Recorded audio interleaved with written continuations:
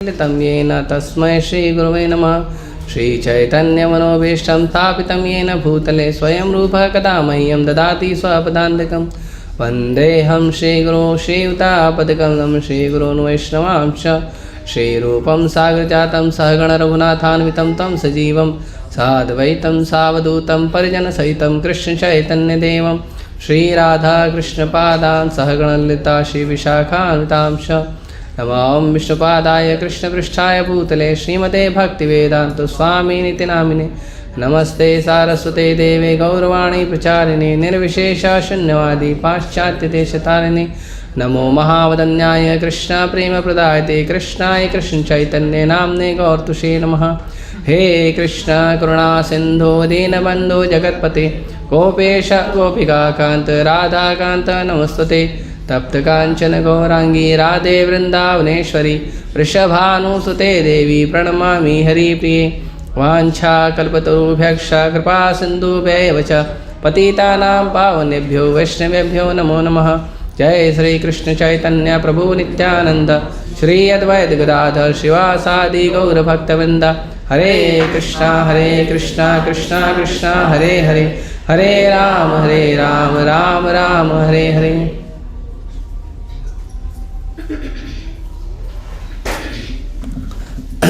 हरे कृष्ण।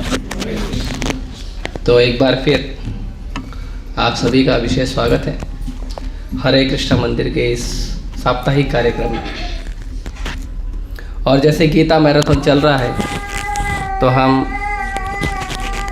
पुस्तक वितरण पर ही चर्चा करेंगे, है ना। और जिनका उत्साह है वो पुस्तक वितरण पर बोलते भी हैं। तो चैतन्य महाप्रभु के 6 शिष्य थे।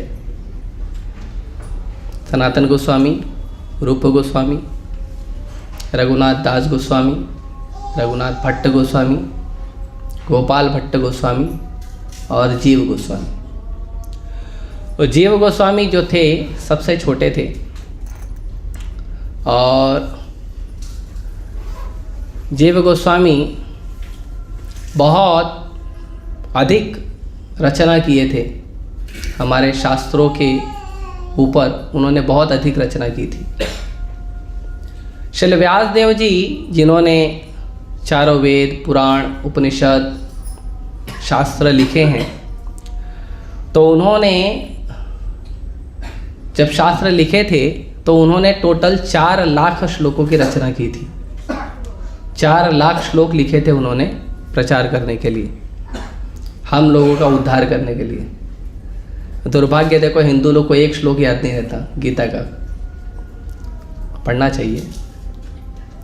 तो 4 लाख श्लोकों का रचना किया था श्रीला व्यासदेव जी ने। और जीव गोस्वामी ने 5 लाख श्लोकों की रचना की थी। और जीव गोस्वामी के 3 शिष्य हुए थे, श्यामानंद पंडित, श्रीनिवासाचार्य और नरोत्तम दास ठाकुर। और ये तीनों चैतन्य महाप्रभु के बहुत प्रिय थे और तीनों का बहुत गुणगान है वैष्णव परंपरा में, वैष्णव सिद्धांत में। तीनों का बहुत नाम है। तीनों ने बहुत अच्छा सेवा किया भगवान चैतन्य महाप्रभु के चरणों में, बहुत अच्छा प्रचार किया चैतन्य महाप्रभु के चरणों में।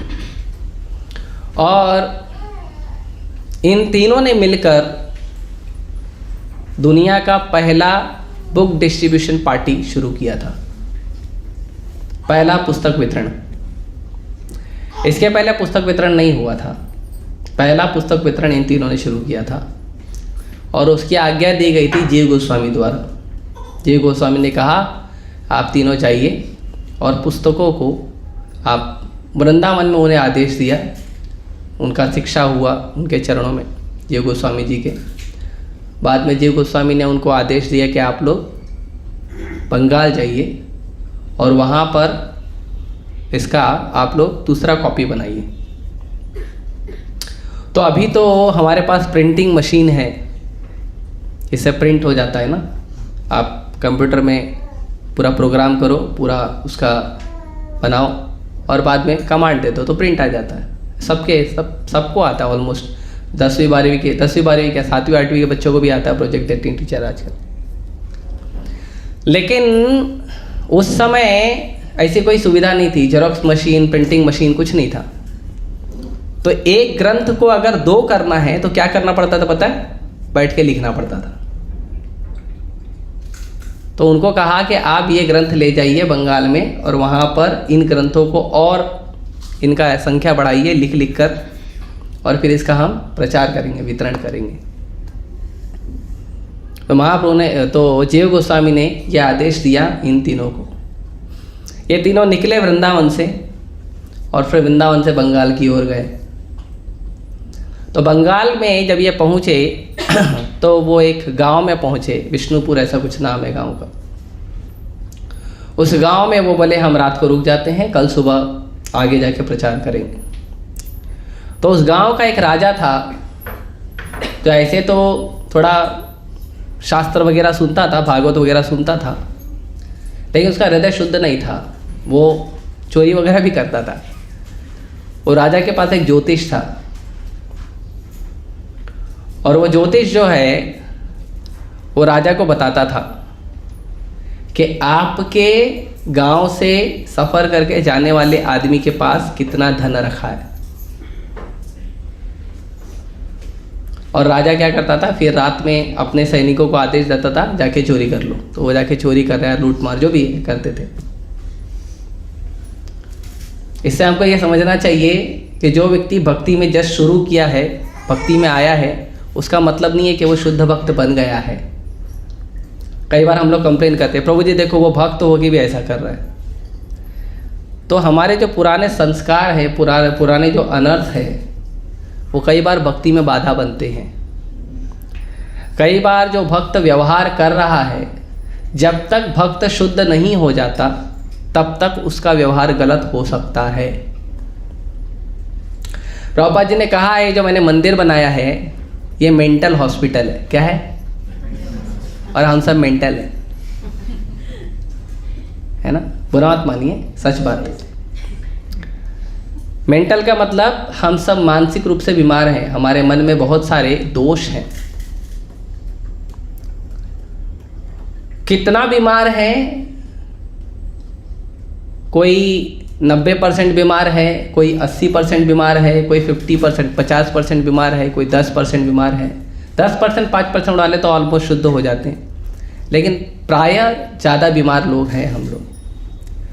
तो इसीलिए भक्तों से ऐसा नहीं है कि वो माला जप कर रहा है तो वो शुद्ध हो गया है, या गीता पढ़ रहा है तो शुद्ध हो गया है, या भागवतम क्लास में आता तो शुद्ध हो गया है। ये कन्फर्मेशन नहीं है।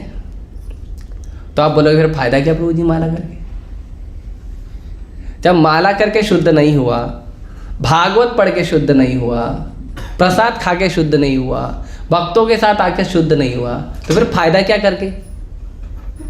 सही बात है। तो जब किसी व्यक्ति को टीबी हो जाती है या कैंसर हो जाता है, तो जब वो डॉक्टर के पास जाता है तो डॉक्टर उसको बोलता है तुम्हारा 6 महीने का 2 साल का तुम्हारा कोर्स रहेगा दवाई का, तो उसको दवा दे देता है। तो जिस दिन दवा मिली उस दिन दवा खाया, उसके बाद 2 दिन 5 दिन 10 दिन हफ्ता भर भी दवा खाया, महीने भर दवा खाया, उसका मतलब नहीं है वो कैंसर से ठीक हो गया है। वो जब तक कोर्स पूरा नहीं होगा तब तक ठीक नहीं होगा। और कोर्स पूरा होने के बाद भी गारंटी नहीं होती कि वो ठीक होगा। हो सकता है कोर्स और आगे चले। 6 महीने का दवा दिया, बोलेगा नहीं अभी आपको 8 महीना करना पड़ेगा, 10 महीना करना पड़ेगा, 1 साल करना पड़ेगा, है ना। बोलना पड़ता है डॉक्टर को, क्योंकि बीमारी है तो इलाज लंबा होता है।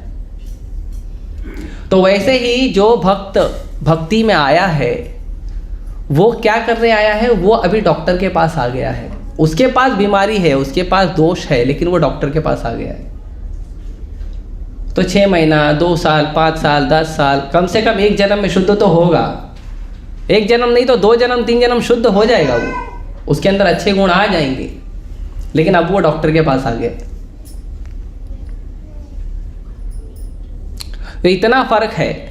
जो बाहर के सांसारिक लोग हैं जिनमें बहुत सारा दोष भरा है, और जो भक्त लोग हैं जिनमें भी कभी कभी दोष हमको दिख जाता है, तो वो दोनों एक जैसे नहीं हैं। कई बार तो बोलते हैं प्रभु जी इन लोगों से अच्छे तो बाहर के कर्मी लोग हैं। नहीं, वो गलत बात है। जो व्यक्ति भगवान कृष्ण का भजन नहीं करता है वो चारों वेदों का ज्ञाता होने के बावजूद रावण बन सकता है। यह बात ध्यान रखिए। वो प्रखंड पंडित होने के बावजूद, पूरे दुनिया का राजा होने के बावजूद हिरण्यकशिपु बन सकता है। ऐसा नहीं है कि कोई कृष्ण भक्ति नहीं कर रहा है तो वो अच्छा आदमी है। कुछ अच्छे गुण होते हैं पुराने संस्कार से, बचपन में माँ बाप ने संस्कार दिए, पर इसका मतलब नहीं है कि वो अच्छा हो गया है। आप देखोगे जिस दिन उसको मौका मिलेगा उस दिन चौका मारेगा, और फिर आप बोलोगे अरे मैंने तो उसको अच्छा समझा था। तो वो गलती किसका है? आपका, है ना। तो कई बार भक्तों में भी अगर दोष दिखता है, तो जैसे हम घर में रहते हैं, कभी कभी दो भाई में झगड़ा हो जाता है, दो बहनों में झगड़ा हो जाता है ना। तो ऐसे सह लेना चाहिए और भक्तों को उत्साहित करना चाहिए, कोई बात नहीं प्रभु जी। जैसे छोटा सा एग्जाम्पल है, अभी गौर आरती हो रही थी नीचे, तो गौर आरती में भक्त लोग नाचते हैं और उन्माद नाचते हैं, उनको पता भी नहीं रहता कहाँ हाथ जा रहा है कहाँ पैर जा रहा है, और बिंदास नाचते हैं। क्योंकि भगवान का कीर्तन है ही ऐसा, इतना एक तो मधुर है, आनंददायक है, और दूसरा कीर्तन शुरू होते ही जैसे नशा शुरू हो जाता है भक्तों को, बस नाचो बिंदास, एकदम दुनिया से मुक्त, जीवन मुक्त भाव हो जाता है। और नाचते हैं, वो कभी किसी को हाथ लग जाता है, कभी किसी को पैर लग जाता है। तो आप देखो कीर्तन में कभी झगड़ा नहीं होता है, नाचते तो कभी झगड़ा नहीं होता है। नहीं कोई बात नहीं, ठीक है आप नाचो। वो नाचता है इतना अच्छा, उसको देखकर लगता है इतना सुंदर नाच रहा है, ठीक है लग गया, कोई बात नहीं, तुम नाचो, मेरे को अच्छा लग रहा है ना। तो वैसे ही जब भक्त भक्ति कर रहा है तो हमें खुशी होनी चाहिए कि वो भक्ति कर रहा है। ठीक है कुछ गलती हो गई है, कुछ हो गया है, और मान लो आपको ज़्यादा कष्ट हो गया है उससे, तो आप क्या करो, आप उनके अधिकारी को जाके बताइए प्रभु जी इस भक्त ने मेरे से ऐसा व्यवहार किया, वो मुझे ठीक नहीं लगा, कृपया आप थोड़ा ध्यान दीजिए। तो ये तरीका है। तो राजा था, हालांकि वो भी कभी कभी भागवत सुनता था, लेकिन उसके अंदर भी दोष थे। तो वो जो भी राहगीर जाता था, जो भी वहाँ से व्यक्ति आता जाता था, उसका सामान देखता था, अगर उसके पास धन है कुछ है तो चोरी कर लेता था, रख लेता था। तो जब ये तीनों भक्त अपना बस पार्टी लेके गए, बस तो नहीं था उस समय बैलगाड़ी था, बैलगाड़ी में पूरा बुक भर के रूप गोस्वामी, सनातन गोस्वामी, जीव गोस्वामी सबके पुस्तकें लिखा हुआ पूरा बैलगाड़ी भरा हुआ था। बैलगाड़ी में बड़ा ट्रंक रखा था, उसके अंदर पूरा डाला गया था। तो ज्योतिष ने देखा, ज्योतिष बोला ये इतना सारा धन कैसे आ गया इनके पास, बहुत सारा धन है। और ज्योतिष बोला इतना धन है कि मेरा जो कैलकुलेशन है उससे एक्सेल हो रहा है, मेरे कैलकुलेशन से भी ज़्यादा हो रहा है, बहुत धन है। बोला एक बार ले लो, पूरा जीवन आनंद रहेगा, बहुत धन है इनके पास। तो राजा बोला ठीक है। तो जब तीनों भक्त प्रसाद वसाद लेके सो गए, तो राजा ने भेजा जो भी चोरी करने वाले लोगों को। तो वो आए, उन्होंने बुक उक लिया, जो पूरा ट्रंक रखा था, पूरा बड़ा पतरे का लोहे का पेटी रखा था, उठाया और लेके चले गए। अब भक्त लोग हैं, सुबह उठे, अपना साधना भजन किए, फिर बोले चलेंगे। चलने गए तो देखे बुक गायब, कहाँ गया। अब इनको चिंता हो गई, दुख होने लगा। चिंता और दुख क्यों होने लगा? उसका एक कारण है कि जो गुरु ने आज्ञा दिया है वो पालन नहीं कर पा रहे। दूसरा, गुरु का इच्छा है प्रचार का, बद्धजीवों का उद्धार करने का, वो होगा नहीं। और तीसरा सबसे बड़ा टेंशन कि ये ओरिजिनल कॉपी थी जो गुरुजी ने लिखा था, अब ये गायब हो गई, गुरुजी को दूसरा लिखना पड़ेगा। अब इतने सारे ग्रंथ, पूरा बैलगाड़ी भर के ग्रंथ जो है उसको वापस लिखेंगे तो एक पूरा जन्म चले जाएगा लिखते लिखते। तो क्या करें, परेशान हो।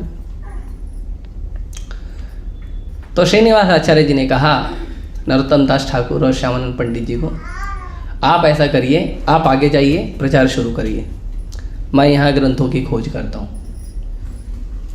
तो श्यामानंद पंडित और नरोत्तम दास ठाकुर आगे गए, प्रचार शुरू किया उन्होंने। और श्रीनिवास आचार्य जी जो हैं वो क्या किए, वो उसी गांव में रुक गए और वहीं प्रचार शुरू कर दिए, गांव में ही प्रचार शुरू कर दिए। तो लोग प्रभावित होने लगे, क्योंकि भगवान का एक शुद्ध भक्त जब प्रचार करता है ना, उससे हर व्यक्ति प्रभावित होता है, हर व्यक्ति। अभी हम चर्चा करेंगे कुछ और लीलाओं को प्रभुपाद जी के और उनके जो गुरु हैं। तो जब कोई भक्त प्रचार करता है, इसके लिए शास्त्रों में वर्णन है कि भागवत जो है वो भागवत के साथ सुनना चाहिए, भागवत से सुनना चाहिए। भागवत को भागवत से नहीं सुनोगे तो भागवत का हृदय में उदय नहीं होगा। अब भागवत का मतलब क्या है, तो दो प्रकार के भागवत होते हैं, एक होते हैं भक्त भागवत, एक होते हैं ग्रंथ भागवत। तो ग्रंथ भागवत तो हमको पता है, श्रीमद् भागवत महापुराण है, तो ये ग्रंथ भागवत है, भगवत गीता है। जो भी ग्रंथ आपको इस्कॉन में अवेलेबल है वो भागवत या भागवत के आधार पर लिखे गए।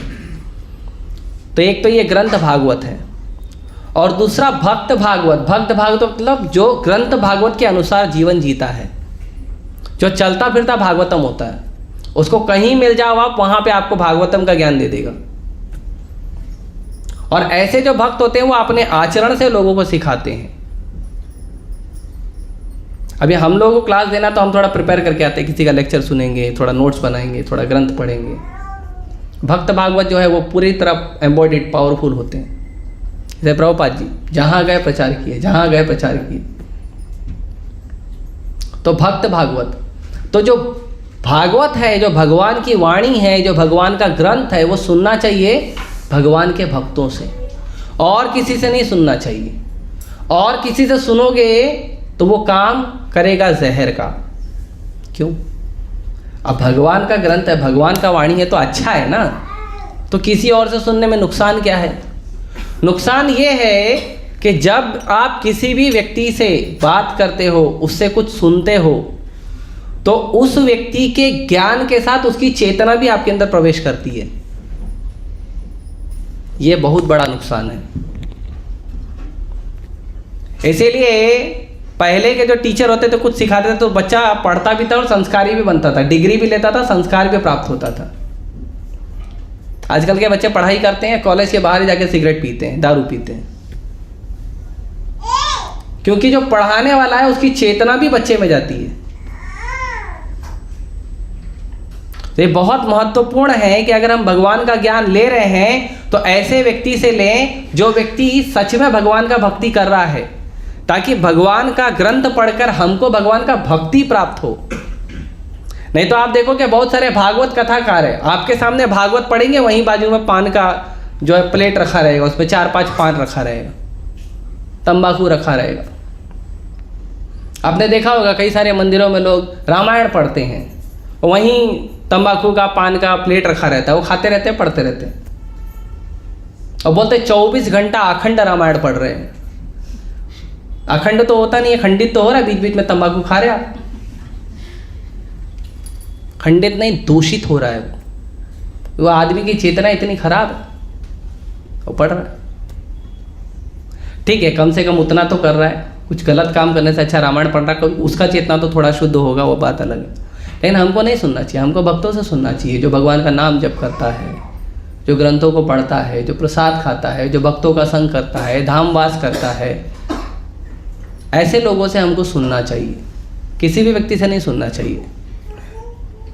ये बहुत महत्वपूर्ण है। कई बार लोग इस्कॉन में भी आते हैं, इस्कॉन में आने के बाद थोड़ा भी उनको पता चल गया, भक्ति पता चल गया, थोड़ा मार्तिका कैसे लगाना चाहिए और लेक्चर कैसे सुनना चाहिए, यूट्यूब पे लेक्चर कैसे सुनना चाहिए। और फिर कुछ दिन के बाद कोई बाबा वायरल हो गया, वो बाबा का लेक्चर सुनना चालू कर देते हैं।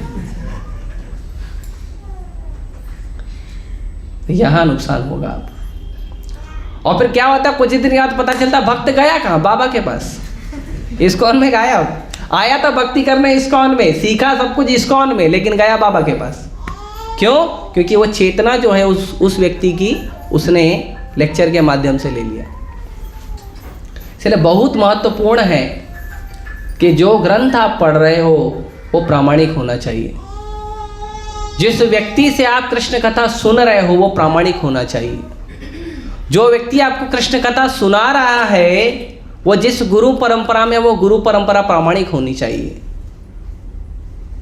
ऑथोराइज्ड होनी चाहिए, अप्रामाणिक अनऑथोराइज्ड नहीं होनी चाहिए।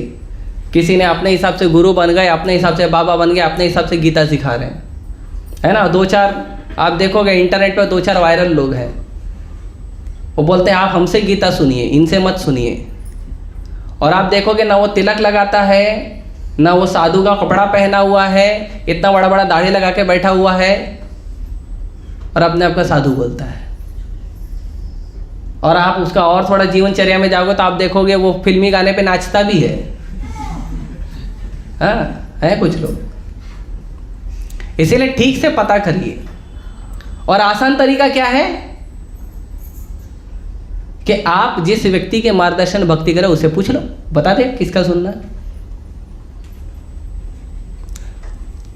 तो बहुत महत्वपूर्ण है भक्तों से सुनना। और पूछ लीजिए जो व्यक्ति से आप साथ में बैठ के भक्ति कर रहे हो, जिनके साथ माला जप कर रहे हो, गीता पढ़ रहे हो, जिनके मार्गदर्शन में, से हमारे साथ नीलांबर प्रभु है, गोकुलेश्वर प्रभु है, पूछिए और बेहिचक पूछिए। आपका तो अधिकार है, आप भक्ति करना चाहते हो, आपका अधिकार है। और हम लोग सेवक हैं, हम सेवा करेंगे। पूछना चाहिए और हिचकिचाहट नहीं रखना चाहिए। प्रभु जी नाराज हो जाएंगे, कोई बात नहीं, नाराज हो जाएंगे, फिर कल खुश हो जाएंगे, कल पूछ लेना। दुखी नहीं होना चाहिए, पूछना चाहिए।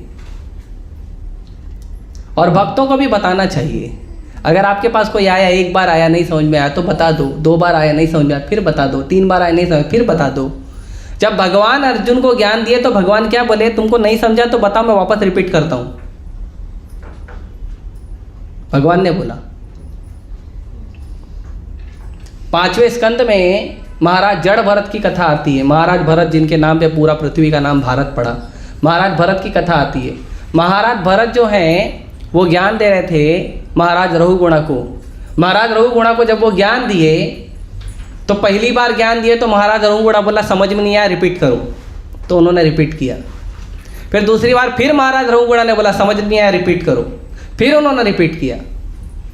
पहला, दूसरा, तीसरा, 3 बार सेम नॉलेज को 3 बार रिपीट किया।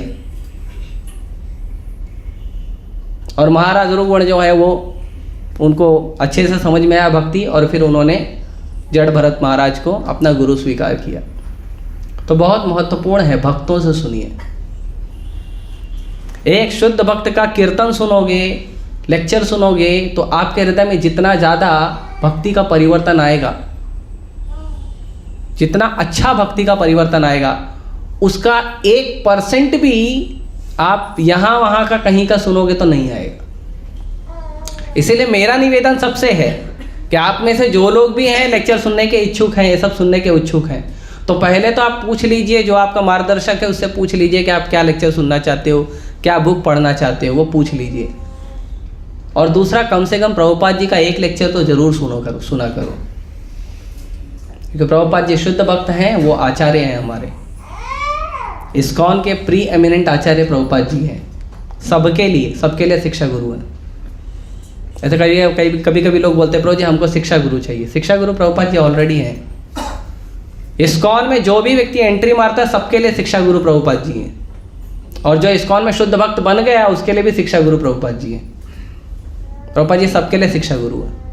सिर्फ प्रभुपाद जी का लेक्चर जरूर सुनिए और आप देखिए जो परिवर्तन आपको प्रभुपाद जी का लेक्चर सुनकर आएगा, उनका ग्रंथ पढ़कर आएगा, वो आपको कहीं और नहीं मिलेगा, कहीं नहीं मिलेगा। पूरे दुनिया के सारे बाबा लोग को टोटल कर लो और प्रभुपाद जी के ग्रंथों को एक जगह रख लो और देख लो, वो टोटल होके भी कंपेयर नहीं कर सकते आप। क्यों? क्योंकि प्रभुपाद जी के पहले के जितने भी आचार्य थे सबकी टीकाओं को हमारे सामने प्रस्तुत किया लेक्चर और पुस्तक के माध्यम से। सबकी, आपको अलग से पढ़ने की जरूरत नहीं है। जाके पढ़ना है तो अच्छा है, पढ़ो, लेकिन पहले प्रभुपाद जी के ग्रंथों को पढ़िए। तो श्रीनिवास आचार्य जी प्रचार कर रहे थे, पूरे गांव में प्रचार कर रहे थे, और फिर वो जो राजा था, वो राजा, उसको भागवत सुनना अच्छा लगता था। तो वो राजा को पता चला कि श्रीनिवास आचार्य एक भगवान के बहुत अच्छे भक्त हैं और बहुत अच्छा भागवत वर्णन करते हैं, तो वो उनकी इच्छा हुई मैं इनसे भागवत सुनना चाहता हूँ। तो उन्होंने श्रीनिवास आचार्य को बोला कि आप मुझे भागवत सुनाइए। अब भक्तों को तो बहुत अच्छा लगता है अगर कोई बोलता है कृष्ण कथा सुनाइए। तो श्रीनिवास आचार्य जी उनके पास गए और उनको रोज भागवत सुनाने लगे। श्रीनिवास आचार्य जी इतने अच्छे और इतने शुद्ध भक्त हैं कि उनसे भागवत सुनते सुनते सुनते सुनते वो राजा का पूरा हृदय परिवर्तन हो गया और वो राजा भक्त बन गया और श्रीनिवास आचार्य जी को शरणागत हो गया और श्रीनिवास आचार्य जी ने उनको शिष्य स्वीकार किया। इतना परिवर्तन आ गया।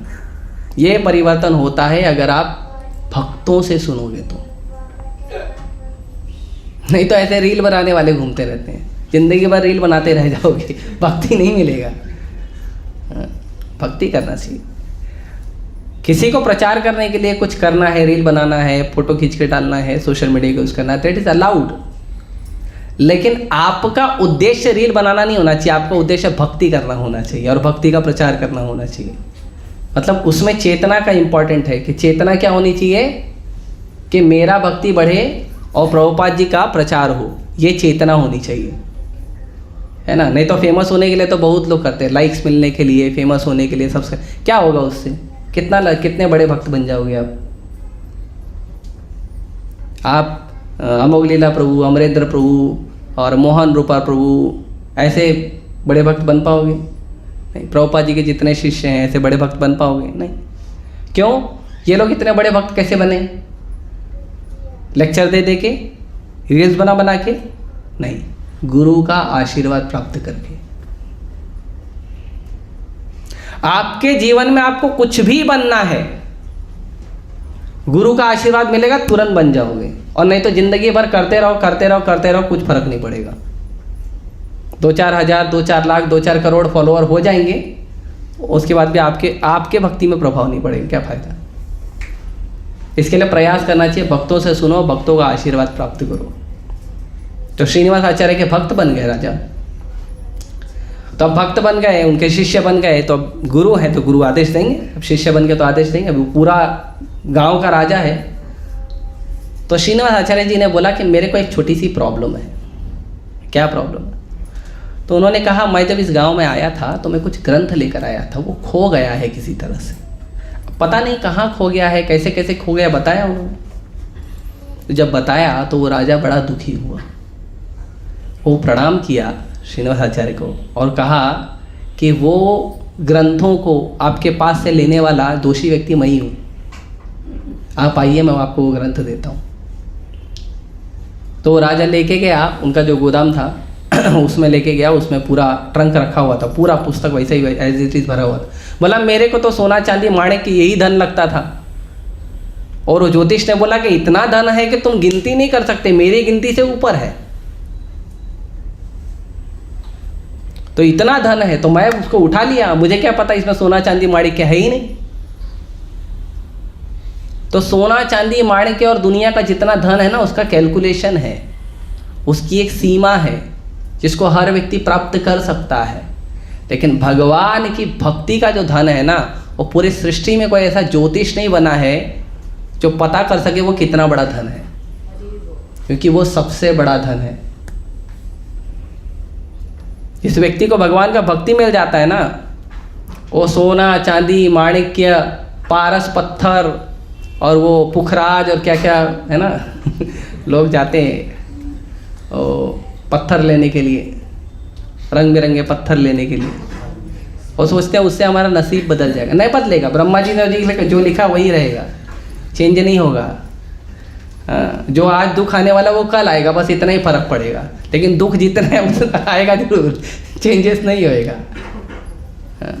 तो इन सब का गणना कर सकते हो, लेकिन भगवान की भक्ति का गणना नहीं है। और जो जिसको भक्ति प्राप्त हो जाती है उनके लिए ये सब पत्थर और साधारण पत्थर एक बराबर होता है। तुकाराम महाराज के पास शिवाजी महाराज गए थे, बहुत सारा सोना चांदी गहना लेके, और बोले मेरी तरफ से ये आपके लिए भेंट है। तो तुकाराम बोले ये पत्थर मिट्टी मैं क्या करूँगा लेके, मेरे किस काम का है। मेरे को भगवान के भजन में आनंद आता है बस। शिवाजी महाराज प्रभावित हो गए, सारी दुनिया पड़ी है इसके लूटने के लिए, कहाँ से मुगल, कहाँ से अंग्रेज, कहाँ से कौन कौन आ रहा है लूटने के लिए कि भारत से सोना चांदी गहना ये सब लूट के लेके जाएंगे, और यहाँ एक आदमी ये बोलता है ये सब पत्थर है। प्रभुपाद जी को एक बार एक व्यक्ति ने पूछा कि तुम क्यों आए हो विदेश में, क्या जरूरत है तुम्हारा आने का, तुम सब भिखारी इंडियन लोग इधर आ जाते हो भीख मांगने के लिए। तो प्रभुपाद जी ने कहा देखो ऐसा है, मैं यहाँ लेने नहीं आया हूँ, मैं देने आया हूँ। तो क्या देने आए हो? तो प्रभुपाद जी बोले तुम लोग इतना हमारे देश में आके इतना धन संपदा सब चोरी करके लेके गए हो, है ना, लेकिन जो मेन असली धन है वो आप ले जाना भूल गए, वो मैं देने आया हूँ। तो उसको समझ में नहीं आया क्या धन है, तो फिर उन्होंने बोला भगवत गीता, ये असली धन है। भारत में जितना धन प्रकट होता है ना, संसार में जितना धन प्रकट होता है ना, भगवान की भक्ति से प्रकट होता है। जो व्यक्ति भगवान का भक्ति करता है उसको सारा धन संपदा भगवान देते हैं, सब देते हैं। अभी इसका मतलब नहीं है उसके लिए भक्ति करो, वो भी गलत बात है। रघुपति विष्णु ने बोला धन मिलता है, चलो भक्ति करेंगे धन मिलेगा, नहीं मिला तो 10 साल बाद गला पकड़ेंगे। किधर है धन? तो ऐसा नहीं है ना, चेतना होना चाहिए भक्ति करने का। आप तुकाराम महाराज जैसे उन्नत भक्त बनोगे तो आपको पता चलेगा। तो भक्तों का वो धन होता है असली। तो फिर राजा ने सब जितना भी पुस्तक था दिया, और पूरा का पूरा गांव जो है वो शिष्य बन गया श्रीनिवास आचार्य जी का। और बाद में श्रीनिवास आचार्य जी आगे गए, उस पुस्तकों को बाद में लिखवा के उसका और भी कॉपीज़ बनाए, और बाद में उसका प्रचार शुरू किया। तो ये पहला बुक डिस्ट्रीब्यूशन पार्टी था, बैलगाड़ी पे शुरू हुआ था। इस्कॉन में अभी भी होता है, बैलगाड़ी पे नहीं होता है, अभी तो मशीन वगैरह आ गई है पेट्रोल डीजल वाली। तो बड़ी बड़ी बसेस हैं इस्कॉन से जाती हैं, और एक बार बस जाती है 1 महीने के लिए तो 3000-5000 बुक्स करके आते हैं भक्त लोग। तो अच्छा वितरण करते हैं, अभी भी अच्छा स्कोर आ रहा है, बहुत भक्त लोग बहुत मेहनत कर रहे हैं। तो ये पुस्तक वितरण बहुत महत्वपूर्ण है। जो व्यक्ति को, किसी भी व्यक्ति को अगर आप भक्ति में लाना चाहते हो और भक्ति में रहना उसके लिए ज़रूरी है, तो उसके लिए पुस्तक पढ़ना और पुस्तक का प्रचार करना बहुत ज़रूरी है। श्रील भक्ति विनोद ठाकुर प्रभुपाद जी के जो गुरु थे, भक्ति सिद्धांत सरस्वती ठाकुर, उनके पिताजी भक्ति विनोद ठाकुर। भक्ति विनोद ठाकुर को भारत में अंग्रेजों द्वारा किसी भारतीय को, भारत में अंग्रेजों द्वारा किसी भारतीय को जो सबसे ऊंचा पोजीशन दिया जाता था ना, वो पोजीशन भक्ति विनोद ठाकुर को प्राप्त था। डिस्ट्रिक्ट मजिस्ट्रेट देते थे उनको, और वो फैसला सुनाते थे, जज थे वो, फैसला सुनाते थे, और इतना एक्यूरेट फैसला देते थे कि जिस फैसले के लिए कई कई दिन हियरिंग चलती थी, उस फैसले को वो एक डेढ़ घंटे में निपटा के आगे दूसरा फैसला ले लेते थे। बहुत फास्ट डिसीजन लेते थे। क्यों? क्योंकि भक्त है, भक्त तो चेतना पढ़ लेता है। वकील बोलने के पहले डिसीजन हो जाता था भक्ति विनोद ठाकुर से। तो इतने महान पद पर होने के बावजूद भक्ति विनोद ठाकुर जो है प्रचार पे ध्यान देते थे। भक्ति विनोद ठाकुर ने 100 से ज़्यादा ग्रंथ लिखे थे, 200 से ज़्यादा वैष्णव गीत लिखे थे। जो आज हमने गीत गाए भक्ति विनोद ठाकुर जी ने लिखा है। 200 से ज़्यादा उन्होंने गीत लिखे हैं, वैष्णव गीत लिखे हैं। 100 से ज़्यादा ग्रंथ लिखा उन्होंने, और 100 से ज़्यादा भक्ति विनोद ठाकुर के, जैसे इस्कॉन एक संस्था है, ऐसे भक्ति विनोद ठाकुर ने उस समय बंगाल में नामहट्ट नाम का संस्था शुरू किया था, उस समय अंग्रेजों के शासन में। और भक्ति विनोद ठाकुर इतने दक्ष थे कि भौतिक संसार हो या आध्यात्मिक संसार हो, हर व्यक्ति उनका बहुत सम्मान करता था। तो एक बार भक्ति विनोद ठाकुर प्रचार के उसमें उन्होंने 10,000 से ज़्यादा शिष्य बनाए थे अंग्रेजों के शासनकाल में। अभी तो भारत आज़ाद हो गया, अभी भी हमको टेंशन होता है, प्रभु जी उसको बोलूँ क्या, नाराज हो गया तो। अरे आप बोलो ना, हो सकता है खुश हो गया तो, हमको टेंशन रहता है वो नाराज हो गया तो। अरे आप बोलने का प्रयास करो, खुश हो गया तो, है ना। Why don't we think positive, सकारात्मक सोचो, नकारात्मक क्यों सोचते हैं। उस कॉलेज में जाऊं, टीचर ने भगा दिया तो प्रचार करने के लिए, ट्यूशन में जाके पूछूं, है ना। कई बार सड़क पे खड़े होकर बुक दिखाने में डर लगता है, आगे किसी ने मार दिया तो। हाँ, ऐसा डर लगता है। ऐसा कभी नहीं होगा, चिंता मत करो। सबसे पहला तो आप तिलक लगा के अगर जाओगे ना तो लोग पहले तो प्रणाम करते हैं, और किसी को ना बोलना होता है ना तो पहले आपको प्रेम से मना करता है। तो भक्ति विनोद ठाकुर बहुत प्रचार करते थे। तो एक बार उन्होंने क्या किया, अंग्रेजी सरकार को उन्होंने अपना रेजिग्नेशन दे दिया कि मैं आपके यहाँ पे और काम नहीं कर सकता। तो बोले अरे क्यों आप रेजिग्नेशन दे रहे हो, आप इतना अच्छा सेवा कर रहे हो यहाँ पे, आप रेजिग्नेशन मत दो, हमारा बहुत सारा काम है।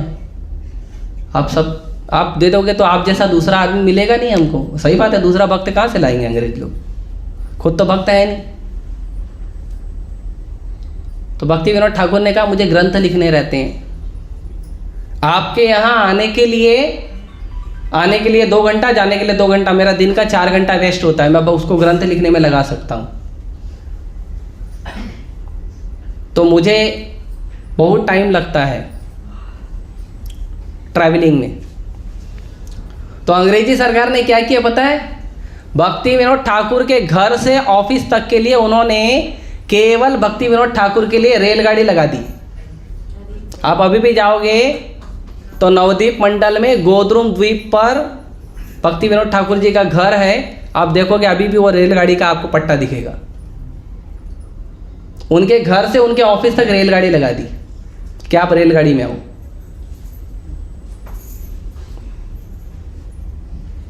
और भक्ति विनोद ठाकुर क्या करते थे पता है, पूरे गांव को बोलते थे आप लोग इसमें ट्रैवलिंग कर सकते हो, और पूरा गांव ट्रैवलिंग करता था। और भक्ति विनोद ठाकुर गाड़ी में बैठते ही नहीं थे, मतलब गाड़ी में एंट्री करते थे, गाड़ी में सफर करते थे, लेकिन कभी सीट पर बैठते नहीं थे। मालूम है क्या करते थे, बुक डिस्ट्रीब्यूशन। जो बुक को लिखते थे उन पुस्तकों को वितरण करते थे। जीवों का कल्याण कैसे होगा, जीवों का उद्धार कैसे होगा। और भक्ति विनोद ठाकुर ने जगन्नाथ भगवान से, क्योंकि वो उनको राजा ने बोला था कि भगवान जगन्नाथ जी की सेवा के लिए आप यहाँ पे रहिए उड़ीसा में, तो भगवान जगन्नाथ जी का पर्सनल सेवा का उनको पूरा का पूरा जिम्मेदारी दिया, पूरा रिस्पॉन्सिबिलिटी दिया गया था। तो वो ध्यान देते थे जगन्नाथ जी भगवान का अच्छा सेवा होना चाहिए, और भक्त हैं तो भक्त तो ध्यान रखेगा ना, भगवान का बहुत उत्तम सेवा होना चाहिए। तो जगन्नाथ जी का सेवा का उनके ऊपर जिम्मेदारी दिया गया था। तो भक्ति विनोद ठाकुर भगवान जगन्नाथ जी का सेवा बहुत अच्छे से करते थे। भक्ति विनोद ठाकुर ने कहा जगन्नाथ जी भगवान को जाके कि भगवान मैं अकेला प्रचार नहीं कर पा रहा हूँ ठीक से, क्योंकि उस समय मायावाद बहुत हाई लेवल पर था। भक्ति विनोद ठाकुर यहाँ तक कहते हैं कि मैं आया तो था यहाँ प्रचार करने के लिए धरती पे, लेकिन ये मायावादियों को दूर करने में मेरा पूरा जीवन खत्म हो गया। तो इसीलिए भक्ति विनोद ठाकुर जो है उन्होंने प्रार्थना किया जगन्नाथ भगवान को कि आप अपनी कृपा शक्ति मुझे दीजिए, मुझे एक पुत्र दीजिए आपकी कृपा शक्ति के रूप में, जो आपका प्रचार बढ़ा सके, मुझे सहयोग कर सके। तो जगन्नाथ जी बोले ठीक है, आपको चाहिए मेरा कृपा शक्ति, आप विमला देवी के पास जाओ, विमला देवी देगी आपको आशीर्वाद। तो भक्ति विनोद ठाकुर जी विमला देवी के पास चले गए। तो विमला देवी को उन्होंने प्रार्थना किया। फिर कुछ दिन के बाद भक्ति सिद्धांत सरस्वती ठाकुर पैदा हुए, और भक्ति सिद्धांत सरस्वती ठाकुर भी वैसे ही तेजस्वी थे, जन्म से ही तेजस्वी थे। उनके शरीर पर जो है मार्क था पहले से, जैसे जनेऊ होता है ना, जनेऊ पहनते हैं ब्राह्मण लोग, ऐसे मार्क था उनके शरीर पे जनेऊ का। तो पहले से ही वो भक्त थे और फिर उन्होंने भक्ति विनोद ठाकुर को बहुत सहयोग किया पुस्तक लिखने में, उसको छापने में, प्रचार करने में। तो भक्ति सिद्धांत महाराज जब प्रचार शुरू किए, भक्ति सिद्धांत महाराज 7 साल की उम्र में भगवद्गीता के 700 श्लोक याद थे उनको। और खाली श्लोक नहीं याद थे, भगवत गीता के श्लोक, उसका अनुवाद और जो पूरा तात्पर्य है वो जहां आप मिलोगे वहीं सुना देते थे, जहां, और जो व्यक्ति जो प्रश्न करेगा तुरंत उसको उत्तर मिलता था। इसके लिए उनको बोलते थे वॉकिंग एनसाइक्लोपीडिया। उनको अंग्रेजी, बांग्ला और संस्कृत बहुत परफेक्ट आती थी। वो जब लेक्चर देते थे भक्ति सिद्धांत महाराज, तो उनके लेक्चर में अंग्रेज लोग भी डिक्शनरी लेके बैठते थे। भक्ति सिद्धांत महाराज का इंग्लिश इतना हाई था कि अंग्रेज लोग डिक्शनरी लेके बैठते थे। बहुत ही हाई क्वालिफाइड, बहुत प्रचार करते थे। भक्ति सिद्धांत महाराज ने 64 गौड़ीय मठ बनाए थे। जैसे इस्कॉन है ना, ऐसे 64 गौड़ीय मठ बनाए थे। और बाग बाजार नाम का एक जगह है, वहाँ पे भक्ति सिद्धांत महाराज ने, वो जैसे जुहू हमारा ऑफिस है ना, मायापुर एक और बड़ा मंदिर है, ऐसे बाग बाजार में उनका मेन मंदिर था। मतलब ऐसे 64 गौड़ीय मठ हैं, लेकिन बाग बाजार में एक, जहाँ पे ज़्यादा भक्त लोग सेवा करते थे। तो वहाँ पे जो टेम्पल हॉल है, जहाँ पे लोग भगवान का दर्शन करने आते हैं, भक्ति सिद्धांत महाराज ने टेम्पल हॉल में प्रिंटिंग प्रेस रख दिया था, वो किताबें छापने की मशीन टेम्पल हॉल में रखा था, जो छपेगा और जाएगा। तो भक्ति सिद्धांत महाराज जो है वो नदिया प्रकाश ये सब मैगजीन छापते थे या न्यूज़लेटर छापते थे और उसको प्रचार करवाते थे। और कोई व्यक्ति अगर एक पत्रिका को वितरण करके सक्सेसफुली आता था ना, तो भक्ति सिद्धांत महाराज को गले लगाते थे कि तुमने आज एक जीव का उद्धार करने का प्रयास किया। तो ये जो पुस्तक वितरण है, ये बहुत ही महत्वपूर्ण सेवा है। हमारे जितने आचार्य हैं उन्होंने बहुत बल दिया है इस पर कि भगवान का संदेश हर व्यक्ति तक पहुंचना चाहिए, हर व्यक्ति तक पूरा प्रयास करना चाहिए। आपको मिला, अब आप आगे बढ़ाइए, प्रयास करना चाहिए। प्रभुपाद जी बताते हैं कि 1922 में प्रभुपाद जी पहली बार भक्ति सिद्धांत महाराज को मिले थे और 1933 में आखिरी बार मिले थे। तो प्रभुपाद जी जब भक्ति सिद्धांत महाराज से मिले राधा कुंड में, तो भक्ति सिद्धांत महाराज ने कहा था कि जब भी तुम्हारे पास पैसा आएगा तुम पुस्तकें छापना और पुस्तकों का प्रचार करना। तो ये जो आज का टाइटल है ना, यह मेरा अनुरोध है, हमारे आज का टॉपिक, तो ये प्रभुपाद जी कहते हैं बताते समय। वो तो अंग्रेजी में है, मैं अंग्रेजी हिंदी तो अंग्रेजी में पढ़ता फिर हिंदी में ट्रांसलेट करूँ, वैसे ही तो खोल के। प्रभुपाद जी कहते हैं, I have no personal qualification but I simply try to satisfy my guru. Prabhupada ji कहते हैं कि मेरे पास कोई योग्यता नहीं है, मैंने सिर्फ एक काम किया है, क्या? अपने गुरु को संतुष्ट करने का। दैट्स ऑल, बस उतना ही। My guru Maharaj ask me that if you get some money you print books. मेरे गुरु महाराज ने कहा कि अगर तुम्हारे पास कभी थोड़ा धन आए तो तुम पुस्तकें छापना। So there was a private meeting talking some of my important god brothers also there. तो वो एक इम्पॉर्टेंट मीटिंग था और कुछ प्रभुपाद जी के गुरु भाई थे, भक्ति सिद्धांत महाराज के शिष्य प्रभुपाद जी के साथ। It was in Radha Kund में हुआ था। So Guru Maharaj was speaking to me that since we have got this Bagbazar marble temple there has been so many dissension and everyone's thinking who will occupy this room और that room. कभी कभी भक्त लोग भी बोलते हैं तो कह रहे हैं कि जो बाग बाजार मंदिर है वो मार्बल का मंदिर था।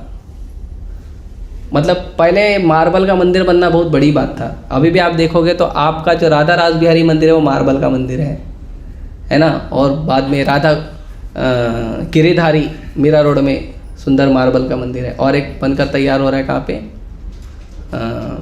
खारघर में, राधा मदन मोहन। तो ये बहुत कम होते थे पहले ऐसे सुंदर मंदिर। उसमें से एक मंदिर है जिसमें आप लोग बैठे हो, है ना। कितना भाग्य है हमारा। प्रभुपाद जी इसको वाइट एलिफेंट बोलते हैं, सफ़ेद हाथी। तो उस समय बहुत कम हुए करते थे। वृंदावन का जो मंदिर है वो मार्बल का मंदिर नहीं है। जो आए थे वृंदावन में पता होगा उनको। तो कह रहे हैं कि क्योंकि ये अच्छा सुंदर मार्बल का मंदिर है तो भक्त लोग सोच रहे हैं कि ये रूम मैं लूँगा, वो रूम मैं लूँगा। तो भक्ति सिद्धांत महाराज कहते हैं, I wish there for to sell this temple and the marble and print some books. तो मैं सोच रहा हूँ कि ये मंदिर को बेच दूँ या मंदिर का मार्बल निकाल के बेच दूँ और कुछ पुस्तकें छाप दूँ। Yes, so I took up this from his mouth that he is very fond of books. तो फिर मेरे को समझ में आया कि वो जो है पुस्तक के लिए बहुत रुचि रखते हैं। And he told me personally that if you get some money, print books. और इसीलिए उन्होंने मुझे पर्सनली व्यक्तिगत रूप पे बोला कि अगर तुमको कभी पैसा मिले, धन मिले तो पुस्तकें छापना। Therefore I am stressing on this point. इसीलिए मैं बार बार जोर देता हूँ इस बात पे। क्या? Where is book? Where is book? Where is book? पुस्तक कहाँ है? पुस्तक कहाँ है? पुस्तक कहाँ है? प्रभुपाद जी हमेशा पूछते थे अपने भक्तों को। So kindly help me. This is my request. तो इसीलिए आप लोग मेरा सहयोग करिए, ये मेरा अनुरोध है। Print as many books in as many language. बहुत सारी पुस्तकें छापो, जितनी भाषाएं सब भाषाओं में। And distribute throughout the world, और पूरे संसार में इसका वितरण करो। Then Krishna conscious movement will automatically increase. तब कृष्ण भावनामृत जो है वो अपने आप बढ़ेगा। तो ये प्रभुपाद जी का रिक्वेस्ट है, और प्रभुपाद जी खुद ऐसा करते थे। प्रभुपाद जी पहले शुरुआत के समय में जो गौड़िया मठ हैं, गौड़िया मठ के भक्तों को सहयोग करते थे डोनेशन लाने में, पुस्तकें लिखने में। लेकिन बाद में 1944 में प्रभुपाद जी ने पहली बार पुस्तकों को लिखना और छापना खुद के नाम से शुरू कर दिया। और प्रभुपाद जी बताते एक और बहुत महत्वपूर्ण जो है, प्रभुपाद जी बताते हैं बात। प्रभुपाद जी का जन्म हुआ था 1896 में, 1896। और भक्ति विनोद ठाकुर ने 1896 में पुस्तकों को प्रभुपाद जी चैतन्य महाप्रभु के जीवन पर और उनके शिक्षाओं पर आधारित एक पुस्तक बनाई थी, द टीचिंग्स ऑफ लॉर्ड चैतन्य। एक पुस्तक बनाई थी और उस पुस्तक को पूरे दुनिया में उन्होंने पोस्ट किया था, पूरे दुनिया की जितनी बड़ी बड़ी लाइब्रेरी है। 1896 में किया था, अंग्रेजी भाषा में। और प्रभुपाद जी जब गए थे 1976 में, जब गए थे 77 में नहीं 1967 में जब गए थे, तो प्रभुपाद जी को वो पुस्तक मिली थी विदेश में, मॉस्को विदेश में प्रभुपाद जी को पुस्तक मिली थी। प्रभुपाद जी ने 1944 में प्रभुपाद जी ने शुरू किया, उस पुस्तक का नाम दिया था बैक टू गॉड हेड,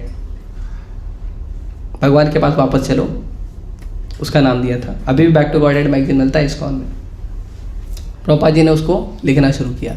तो पहले वो पेपर के फॉर्म में था, जैसे वो 2 पेपर का न्यूज़पेपर होता है ना, तो उस वैसा था। तो प्रभुपाद जी उसमें लेख लिखते थे और लेख लिखकर उसको ले जाके सड़कों पे खड़े होकर पुस्तक वितरण करते थे।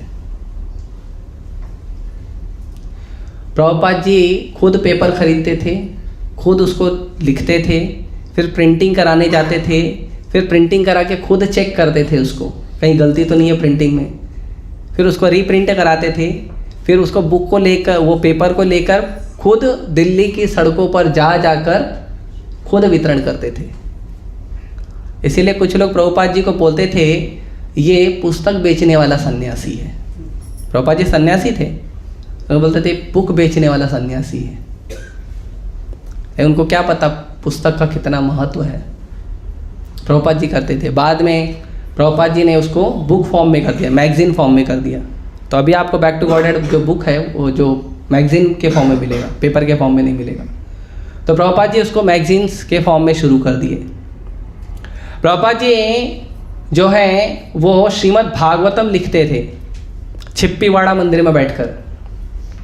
छिप्पीवाड़ा में हमारा एक मंदिर है, वहाँ पे छिप्पीवाड़ा में एक जगह लिए थे प्रभुपाद जी, और वहाँ पे प्रभुपाद जी बैठकर श्रीमद् भागवतम लिखते थे। हनुमान प्रभु की जय।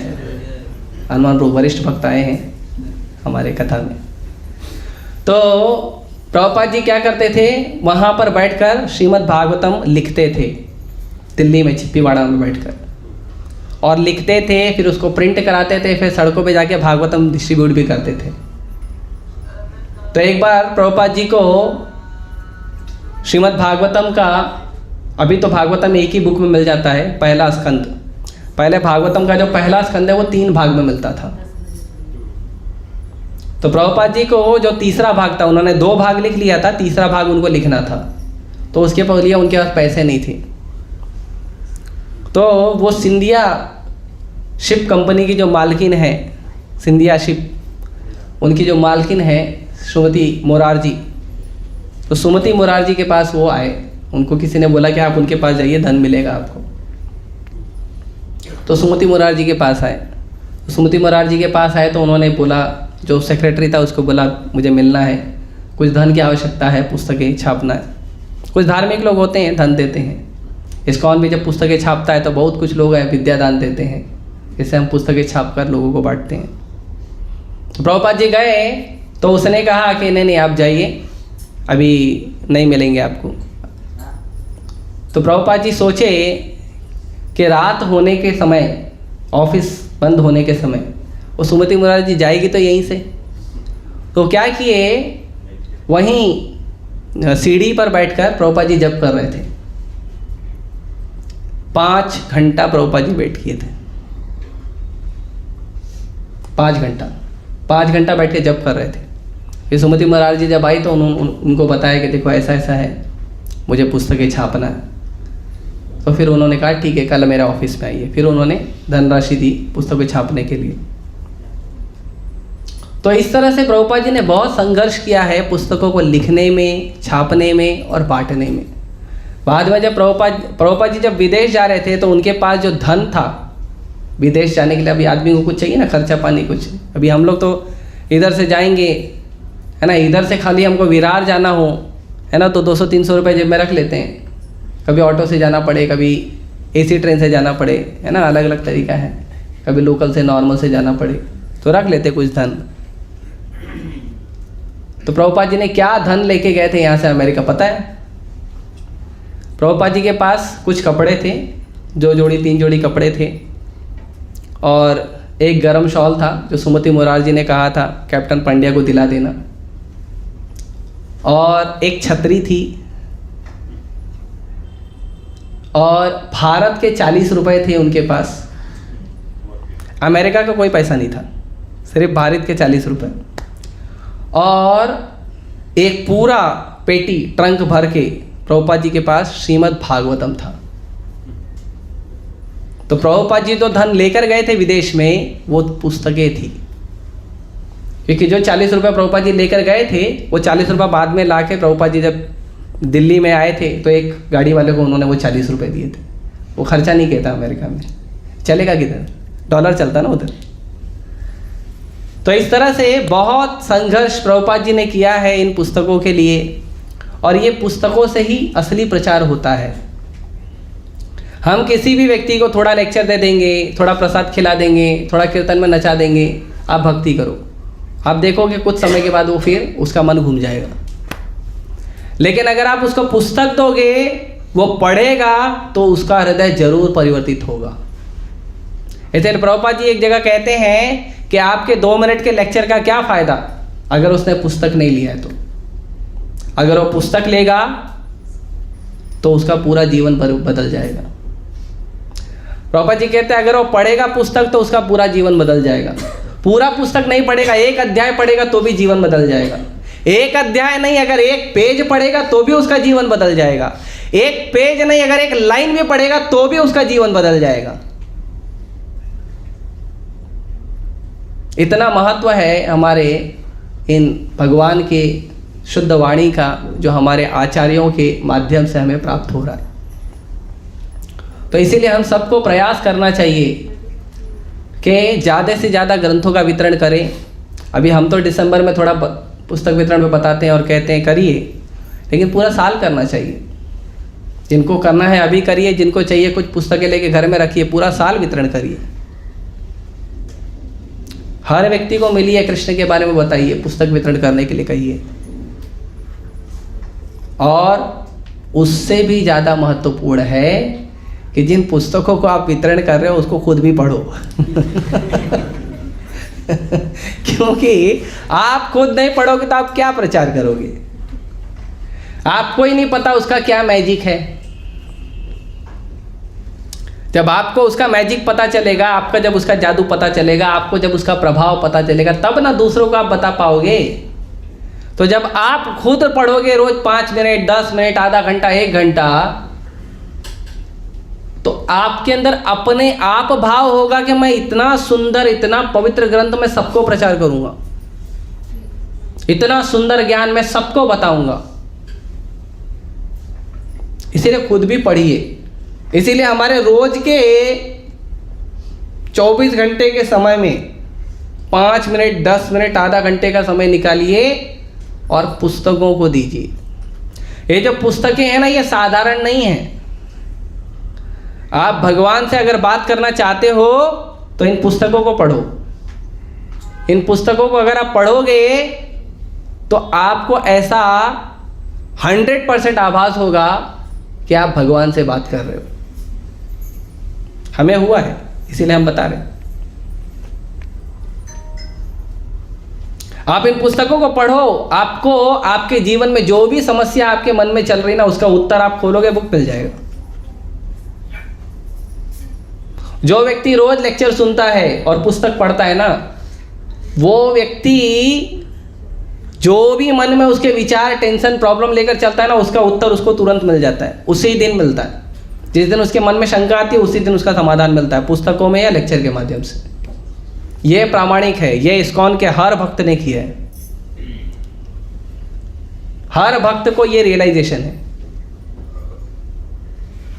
कि जो भक्त रेगुलर लेक्चर सुनता है, रेगुलर प्रभुपाद जी का बुक पढ़ता है, उसका जो भी प्रॉब्लम वो सोच रहा है उसको समाधान मिल जाएगा। इसीलिए थोड़ी ऐसे ही थोड़ी बोलते हैं कि आपके जीवन के सभी समस्याओं का हल भगवत गीता में है। तो कभी कभी ये इस्कॉन वाले पागल है, बेचने के लिए बोलते हैं। हम झूठ नहीं बोलते हैं, क्योंकि हम इसका अनुभव करते हैं तब बोलते हैं। और मेरा तो अनुभव बहुत कम है। आप क्लास खत्म होने वाले हनुमान प्रभु के पास जाइए, वो आपको पूरा एकदम अनुभव का पूरा गोनी भर के देंगे। हाँ, तो इसीलिए इन पुस्तकों को पढ़िए, प्रचार करिए और ज़्यादा से ज़्यादा प्रचार करिए। ये प्रभुपाद जी का रिक्वेस्ट है। तो 2 प्रकार की सेवा होती है भक्तों की। एक होती है वपु सेवा, एक होती है वाणी सेवा। वपु का मतलब होता है शरीर। तो एक तो सेवा होती है भक्तों के शरीर की सेवा करना, उनके लिए कुकिंग करना, उनको खिलाना, उनका जो प्रचार कर रहे हैं प्रचार में सहयोग देना, ये वपु सेवा हो गई कि भक्त कुछ सेवा कर रहे हैं उनमें उसको हेल्प करो। तो वपु सेवा हो गई, शरीर की सेवा हो गई। दूसरी है वाणी सेवा। भक्तों ने जो प्रचार किया है, भक्तों ने जो पुस्तकों में टीकाएं लिखी है, उसका प्रचार करना। तो अभी हमें तो सौभाग्य नहीं प्राप्त हुआ कि हम प्रभुपाद जी का वपु सेवा कर सकें, शरीर का सेवा कर सकें, लेकिन कम से कम 10,000 साल तक हमारे पास या जो भी जीव आएंगे आने वाले समय में, सबके पास प्रभुपाद जी की वाणी का सेवा करने का सबके पास अवसर है। क्योंकि प्रभुपाद जी ने कहा ये जो मेरी पुस्तकें हैं ये 10,000 साल तक चलेगी। क्योंकि चैतन्य महाप्रभु का जो गोल्डन पीरियड है वो 10,000 साल चलेगा कलयुग के। जितना भी अधर्म है धीरे धीरे कम होगा और धर्म बढ़ेगा। तो ये पुस्तकें 10,000 साल तक लोगों को प्रचार करेगी। प्रभुपाद जी का सेवा आप कर सकते हैं, जितना आपका जीवन बचा है उतना अगले जीवन में फिर आना, फिर सेवा करना प्रभुपाद जी का। तो ये बहुत महत्वपूर्ण सेवा है प्रभुपाद जी का पुस्तक वितरण करना। इस्कॉन का हर भक्त नवंबर में ही अलर्ट हो जाता है कि दिसंबर में पुस्तक वितरण करना है। तो इसीलिए प्रभुपाद जी का निवेदन है, उस निवेदन को मैं दोहरा रहा हूँ कि हम इस्कॉन का आप सभी से निवेदन है कि आप सभी पुस्तक पढ़िए और पुस्तकों का प्रचार करिए, ज़्यादा से ज़्यादा प्रयास करिए। जो व्यक्ति पुस्तक खुद के लिए नहीं खरीदना चाहता उसको बोलो खरीद के किसी को गिफ्ट कर दो। जैसे हम शादी में जाते हैं, बर्थडे पार्टी में जाते हैं, तो आप क्या दोगे उसको? गिफ्ट दोगे, कितना दिन चलेगा? जो गिफ्ट आप दोगे कितना दिन चलेगा बताओ? 2 दिन। अरे खाने पीने की चीज़ देगा तो 1-2 दिन ख़त्म। और फूल तो भूल ही जाओ, और सुबह दिया शाम को मुरझा जाते हैं। सुबह उसके हाथ में, शाम को डस्टबिन में। फिर आप उसको दोगे कुछ उपयोग की चीज़ें तो कितना दिन काम आएगा? 2 दिन, 4 दिन, 10 दिन। बहुत अच्छा, अगर बहुत ज़्यादा टिकाऊ दिया है तो 1 साल, 2 साल, 3 साल, और उसके बाद तो काम नहीं आएगा ना।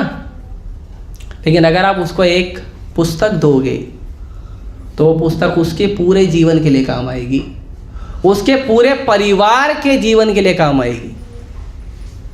एक पुस्तक एक पूरा परिवार पढ़ेगा। और सबसे महत्वपूर्ण बात है, वो व्यक्ति अपने आध्यात्मिक जीवन को शुरू करेगा आपके माध्यम से।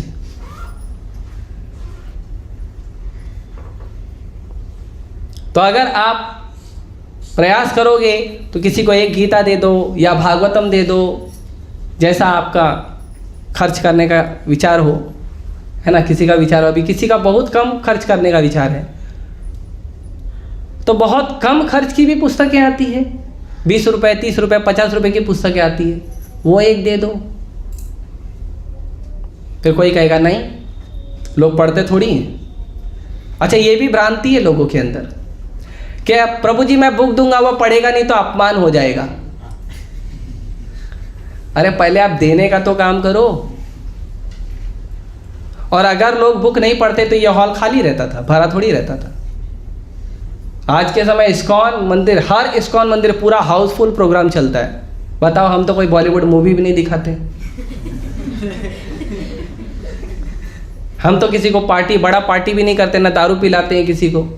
उल्टे बना करते हैं, कोई दारू पीता है, देखो आप छोड़ दो धीरे धीरे। कोई गुटखा खाता है, उसको बोलते छोड़ दो। अरे वो तो छोड़ो, हम चाय कॉफ़ी छोड़ने बोलते हैं तो भी इस्कॉन पूरा हाउसफुल चलता है। क्यों? क्योंकि लोग पुस्तकें पढ़ते हैं और इससे लोगों का जीवन परिवर्तित हो रहा है। मैं कई बार जब प्रचार करने गया हूँ, पुस्तक वितरण करने गया हूँ, खासकर दिसंबर में, तो जिस दिन मैं टेबल लगाता हूँ उसी दिन कोई ना कोई लड़का मेरे को आके कमेंट करता है, कह रहे महाराज आप कहाँ रह गए थे, अब इतना लेट क्यों आए? मालूम है आप मेरे को 100 रुपये का गीता दे रहे हो और मैं जो है 400 रुपये का ऑनलाइन मंगा लिया। ये 2018-19 की बात बता रहा हूँ। अभी तो और महंगा है। अभी इस्कॉन में आपको 200-250 रुपये का मिलेगा और ऑनलाइन आपको 700-800 रुपये का मिलेगा। तो हर व्यक्ति चाहता है भगवत गीता को पढ़ना, हर व्यक्ति के हृदय में भाव है भगवत गीता को पढ़ना, भगवान के संदेश को पढ़ना, अच्छा व्यक्ति बनना। और नहीं किसी के अंदर भाव है तो भी उसको आप गीता दीजिए, भगवान की कृपा होगी, वो पढ़ेगा, अच्छा आदमी बनेगा, बाद में आपको धन्यवाद करेगा। तो अगर हम किसी को संसार में कुछ देना चाहते हैं तो उसको ऐसी चीज़ दीजिए जो जिससे उसका पूरा जीवन परिवर्तित होगा और उसका पूरा जीवन आनंदमय हो जाएगा। और इसके कई सारे उदाहरण हैं।